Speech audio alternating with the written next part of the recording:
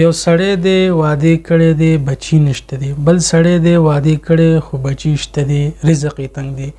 د چا چې بچی نه یا رزق تنګي نو دا د نوح علیه السلام دا قیمتي وظیفه یاد کړئ او دا کوئ. راځئ چې ویورو.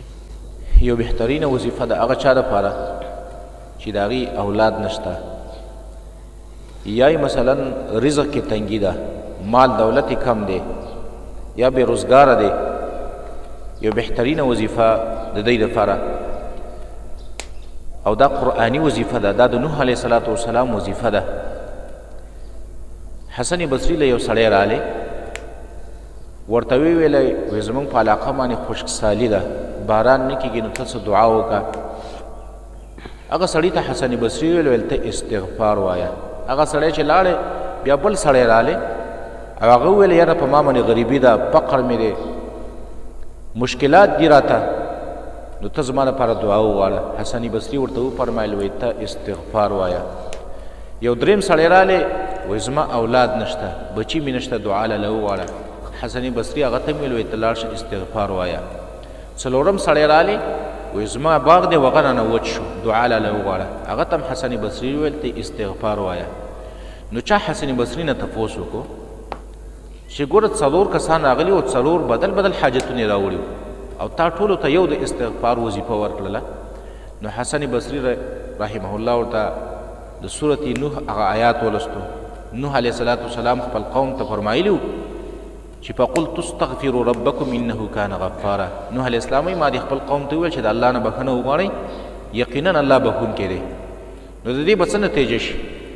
نتیجه مو په سورت نوح کې الله بیان کړې ده چې یو نتیجه به د استغفار دا شي چې یرسل السماء علیکم مدرارا، الله به باندې بارانونه وکړي. باران نشته، استغفار وایه الله به باندې باران وکړي. دویم ویمددکم باموال، ستاسو مالونه به الله سیوا کړي، مال کې به برکت راشي. دریم وبنین، او الله به بچي درکړي، بچو کې به الله سیواوالی راولي. او څلورم ویجعل لکم جنات ویجعل لکم انهارا، الله به تاسو له باغونه درکړي او الله به تاسو له نهرونه روان کړي. دا څلور نتیجې دي د استغفار.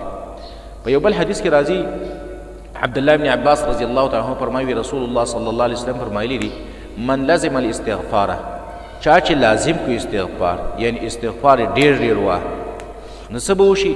جعل الله من كل ضيق مخرجا، د دې سړي له به الله پاک د هرې تنګۍ نه یو لار جوړه کړي، د هرې تنګۍ نه به الله راوباسي. او من كل هم فرجا، د هر غم نه به الله پاک راخلاص کړي. او دریم ورزقه من حيث لا يحتسب، د داسې طرف نه به الله پاک دې سړي له رزق ورکوي چې د ده به پې ګمان هم نه وي.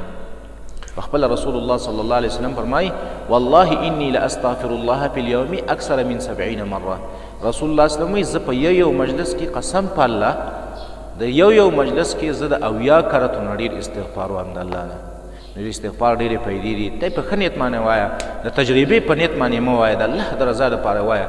دا ټولې نتیجې به او دا ټولې فایدې د استغفار او دا ټول برکتونه به الله پاک تعالی ښه ده. ډېر قیمتي او ډېر ناشنا او ډېر بهترین بیان چې تاسو واورېدو. دغه شان بیاناتو لپاره زموږ سره اوسئ. السلام علیکم ورحمة الله.